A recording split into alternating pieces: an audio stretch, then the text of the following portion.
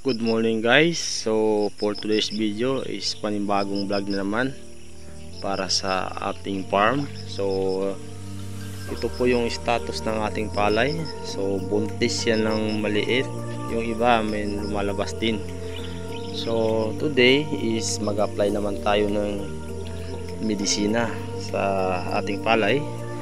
So yan po ay gagamit tayo ng mga iba't ibang chemicals tulad ng Trodan or insecticide. So maglalagay na ako for this time ng California. Ang purpose nito ay para sa fertilization din, para maglabas para sa paglabas ng bunga ng ating palay. So katulad din yung dati, kuha rin tayo ng cartop, yung dragon cartop. I-mix na natin yan. Ang nabago lang dito ay meron na akong wild kit. So kailangan na natin gumamit ng wild kit kahit isang sachet lang, kasi yung minsan yung may lumalabas na ng konti, may nakita akong dangaw. So yun ang ating purpose dyan. So itong powder is ihalo natin yan sa isang bottle ng 1 liter. So ihalo natin yan tatlo, pati Bertaco. Yung Bertaco naman ewan ko lang, pero yung sabi nila kaya daw baugin yung itlog ng steam or paru-paro. So hindi lang natin alam. So mas mabuti kung susubukan lang natin. So medyo tipid lang guys yung gamit ko dito, dahil po kapos tayo sa budget. Yan po lahat ay nagkakahalaga na 1K lahat. So ito yung first time natin gumamit ng California fertilizer. So tamang-tama naman yung sa ating palay. Meron ng konting lumalabas yan.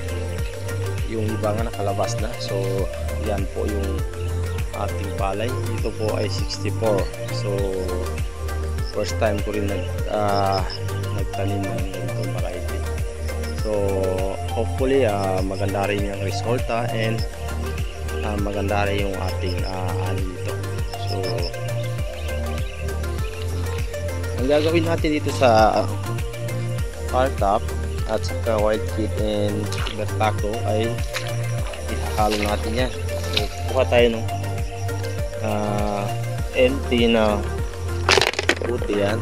So pag mag-mix kayo ng ganyan, ng powder, ang mga technique dyan para ma-mix talaga ay lagyan ng bato. Yung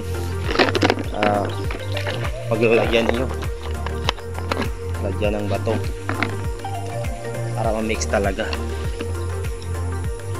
So yan naman ay pangmasang pagmasa talaga ito. So baba muna natin yung California. So yan lang ang ginagawa ko guys. So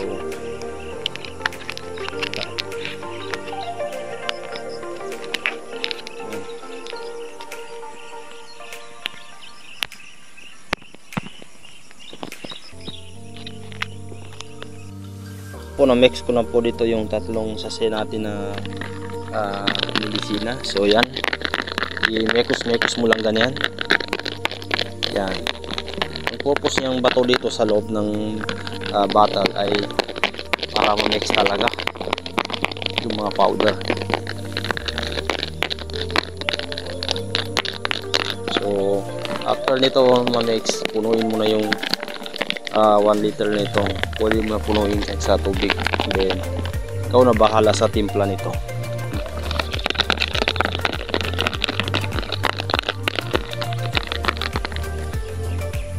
So yan guys, magsisimula na tayo dahil okay na. Ito na nga guys, inabutan na ako ng alas 8 ng umaga. Ay, grabe, nagmula akong alas 6 hanggang alas 8. So hanggang dito lang ang ating video guys. Thank you for watching. God bless. Uwi na ang person.